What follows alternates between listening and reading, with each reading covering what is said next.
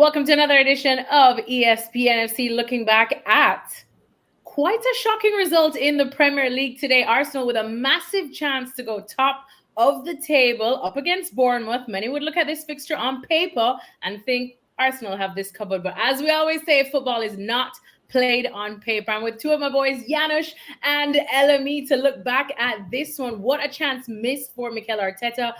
Janusz, big thing in the first half, which was William Saliba being sent off, shown a red card.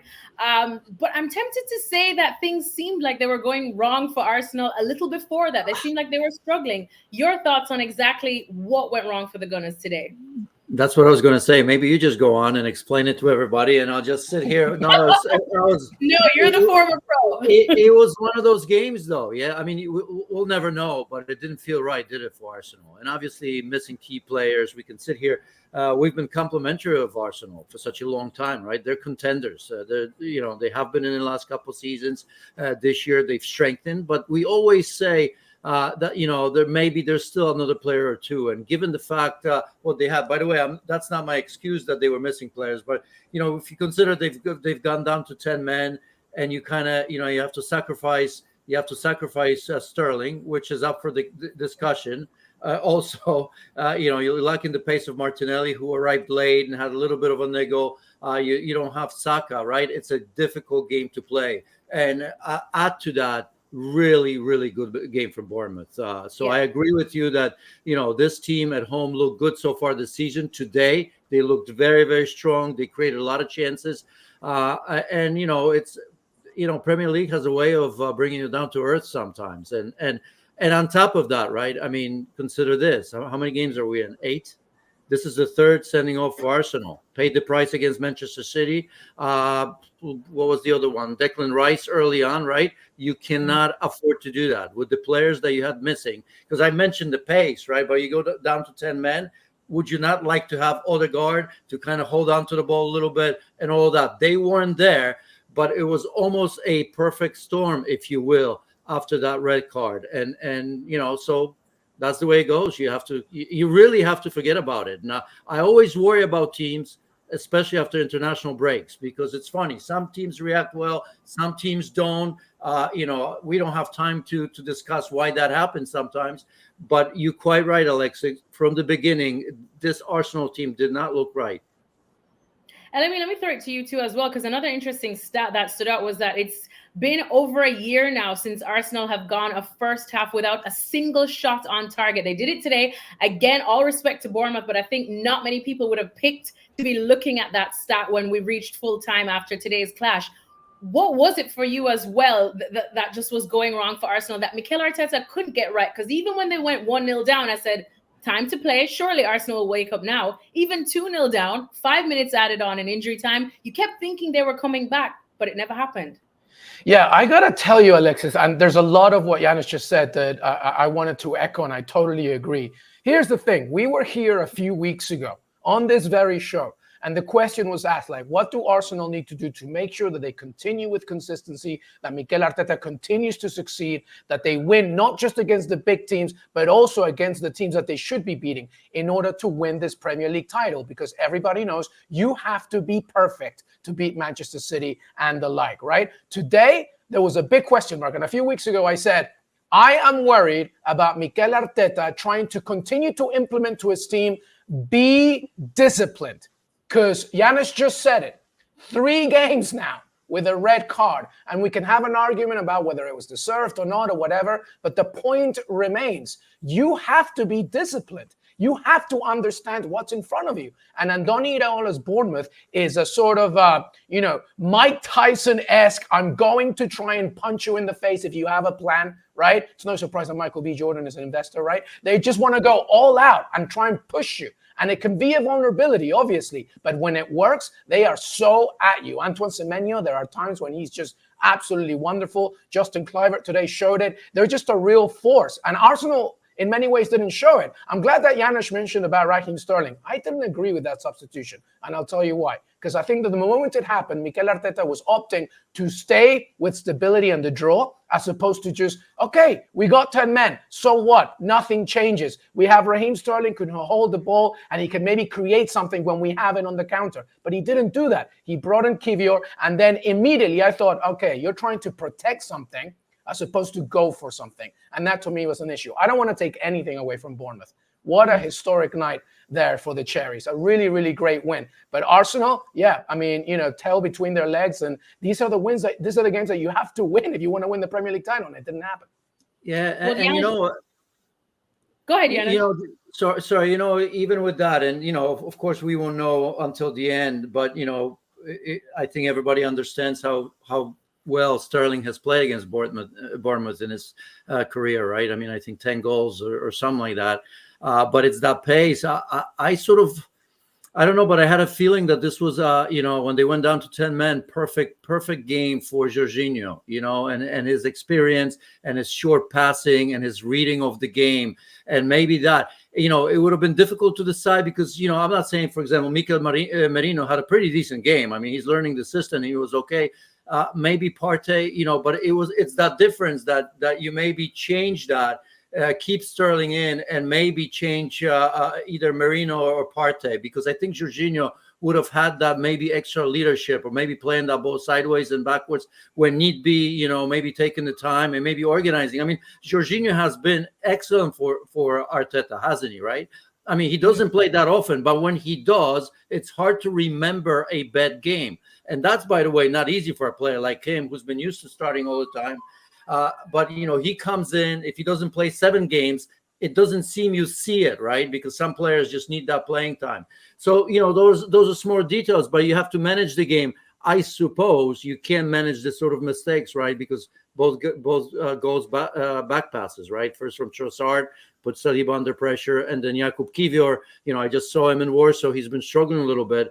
But, what an opportunity for him this would have been. He comes in, Saliba's out for 3 games. He gets a run of games, maybe, possibly. And now the substitute, becomes substituted and makes a massive mistake there. So for that, it's, I don't know. That's for sure not Arteta's fault. But I think those substitutions that you and I have been talking about, I wonder, if they took place. Jorginho would have been to go without knowing if that was possible. Maybe there's some issue.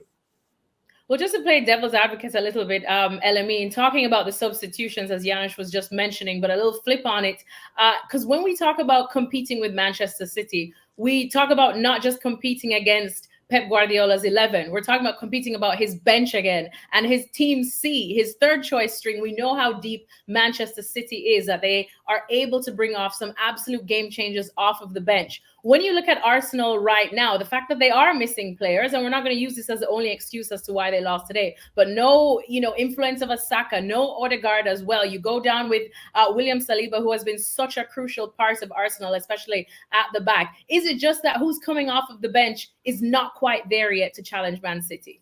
I mean, it's a combination of both. I think it's a very valid point, right? They don't have Bukayo Saka, who has the most assists in the Premier League, clearly the most influential player for Arsenal, alongside Martin Odegaard, who for a long time we've been talking about how his architect-like presence is such a loss, right? And I agree with Janusz. I think Jorginho would have been a better option, just also because he offers control. And that's what you need when you have 10 men. You need to slow things down sometimes. So I think, Alexis, that's a really good point. Because when you look at Manchester City, a $300 million bench, you go up there and things can happen for Pep Guardiola later in the game when things are not going their way. I look at the bench of Arsenal today: Gabriel Jesus, Martinelli, Kivior, Ethan Nwaneri, who's wonderful, but he's still very young. Didn't use Zinchenko, Jorginho. Then you look at Setford, Gabia, and Lewis Skelly. Is that a Premier League title-winning squad? Yes, clearly when you add Saka and Odegaard, that helps a little bit. But is that a Premier League title-winning squad? I'm not saying it's not or isn't. I'm just saying that today, I think it clearly showed that you clearly were missing some key people. But again, I have to go back to this. I really thought that Arteta's hesitance to be a little bit more aggressive, despite of 10 men, really cost him. I just think that here's the bottom line of everything. yes, if you beat Manchester City or you get a good result against Tottenham, or you play well against Villa and you win, that's great. The top 5, top 6, you want to do that. But to win the title, you have to get points against the teams that you should be getting points from. And when that doesn't happen, guess who's going to take those points? Manchester City, maybe Liverpool, Aston Villa's looking good. Like all the Chelsea, for example, we'll have to see what they do tomorrow. But these are the games that you have to get something.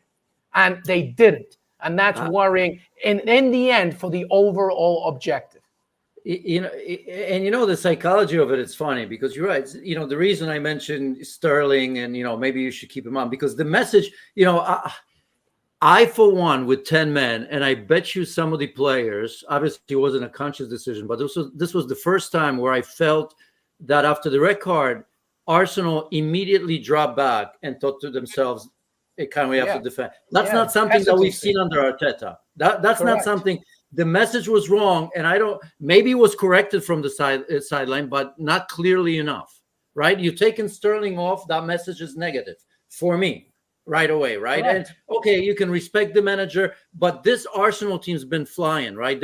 We've mentioned, they didn't lose against Manchester City, even though they lost, you know what I mean? So I just think that psychologically today, plus who knows, maybe some players were still feeling, the international break, whatever it might have been, but I just didn't expect that. As a fan watching this, I said to myself, 10 men, Arsenal, if there are teams that can do it, Arsenal is one of them. But almost immediately, I saw Arsenal dropping 20, 30 yards as if they felt to themselves, well, who's going to do it? Kai Havertz missed the international games for Germany because he's been injured, right?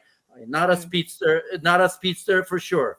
Trossard has been good, but still the jury's out. Is he better off the bench or not? He's been excellent for them and deserved the start. I'm not saying that. But, I looked at that team with Rice, Partey, and Mikel Marino, who, by the way, started playing higher in his normal position and then had to drop back another 20, 30 yards because – so I just think the messaging psychologically was wrong. And it was unusual in many ways, the way I saw them play. And I tell you what, Bournemouth sensed it right away. I mean, if you notice, if you watch the 5-10 minutes after that, they didn't care what's behind them, where you normally do, right? And they just said, you know what? We got him. This is our day. This is not theirs. It was like for the rest of the game, when it's 1-0, I suppose we talked about set pieces. And even at that, I mean, right? That was an Arsenal set piece, if you will, that Bournemouth scored. It was wonderful. Alexis, everybody has a plan until you punch them in the face. And that's Bournemouth did exactly that today. Yes, indeed. And final question for both of you, because now I'm looking ahead and I'm looking that Arsenal have Liverpool next, which has been a sort of high-flying Liverpool, almost under the radar as well. No William Saliba to counter the attacking force that we know Liverpool do have. Is it panic stations a little bit for Mikel Arteta, LME, especially after what we just said? When you look at the bench, it's not quite, the gap isn't as small as probably they'd want it to be. I don't think it's panic station just because you have to look at the facts, look at the table, right? It's still up there to be played. I think there's 8 points between first and 10th place, 7 actually, 8 between first and 11th. And, between those, points living up in the Champions League spots and the title, I don't think it's panic. But I think, again, I reiterate what I said a few weeks ago. Mikel Arteta has to do something with the squad and tell them, boys, when things get rough and they get complicated, stay disciplined, please. I am begging you, because the moment that you do something that's indisciplined, you see what happened today and you see what happened already a few more times. So I don't think it's panic, but Liverpool, and depending on how they do against Chelsea, and I know their schedule statistically has been the easiest out of anybody in the Premier League, but Liverpool under their slot, at least they know who they are. They know who they are with the ball. They know who they are without it. They got a great spine. Ibrahima Konate alongside Virgil van Dijk playing well. Gravenberch is possibly the best midfielder in the Premier League right now. And you've got like Salah, Diaz. They have a real unit. So if Arsenal goes there without Saliba, Odegaard still injured, let's see what happens with Saka. Like, they need to get it going. It's not panic, but there's a lot of things. Here's the thing. Arteta has his blackboard in the training room. He's just added 5 more things on the task list. And he has to figure them out. And it's not about but hopefully they'll be fine and they'll get. They want the Premier League. They want the Premier League title. You got to fix this. And if you want it, you better be more consistent and disciplined.